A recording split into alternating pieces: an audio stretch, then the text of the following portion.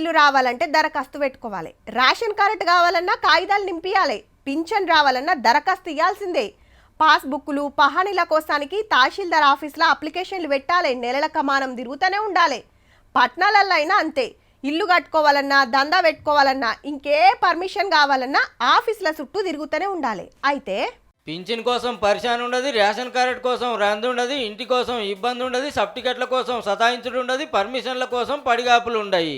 అది ఇదని ఏం లేదు. సర్కార్ నుంచి ఏ పని కావాలన్నా ఏ పథకం రావాలన్నా దరఖాస్తులు పెట్టుడు, ఏడు దాకా వచ్చిందో ఆఫీసుల చుట్టూ తిరుగుడు ఇవేముండయటిగా.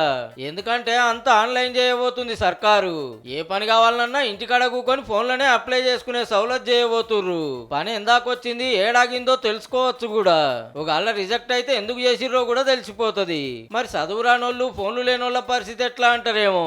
మీ సేవకు పోతే అయిపోయి కాగితాలు ఇచ్చినాక పని ఏమైందో తెలుసుకుంటానికి పబ్లిక్ కు మస్తు తిప్పలైతుంది. మళ్ళా సర్కార్ కొలువులు చేస్తోళ్ళు అర్హత లేనోళ్ళు సుధా పథకాల కోసం అప్లై చేస్తుండే వరకు ఆఫీసర్ల చేతుల పనేనా అంతో ఇంతో తీసుకొని నచ్చిన వాళ్ళకి ఇస్తుంటారు. అట్లా సర్కార్ సొమ్ము సైడ్ కు పోతుంది. గట్ల కాకుండా ప్రతొక్క పథకానికి ఆధార్ కార్డు రేషన్ కార్డు పక్కా ఇయ్యాల్సిందే అని రూల్ పెడతారట. ఇక అప్పుడు వాళ్ళు ఏం పని చేస్తుర్రు, నిజంగానే పేదలేనా కాదా అనేది ఎమ్మటే తేలిపోతుంది. అసంటోళ్ళని గుర్తుపడటానికి ఏఐ టెక్నాలజీని ఆడకం చేసి మొదట్లోనే అప్లికేషన్ రిజెక్ట్ చేస్తారట. ఆల్రెడీ 6 గ్యారంటీల కోసం అప్లై చేసినాం కదా మళ్ళా చేసుకోవాలన్నా అని రందిపడకుర్రి.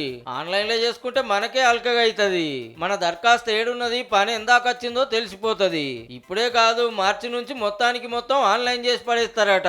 మొదలు జరంతా తిప్పలైతుందేమో గాని పనులు మాత్రం అల్కగా అవుతాయి.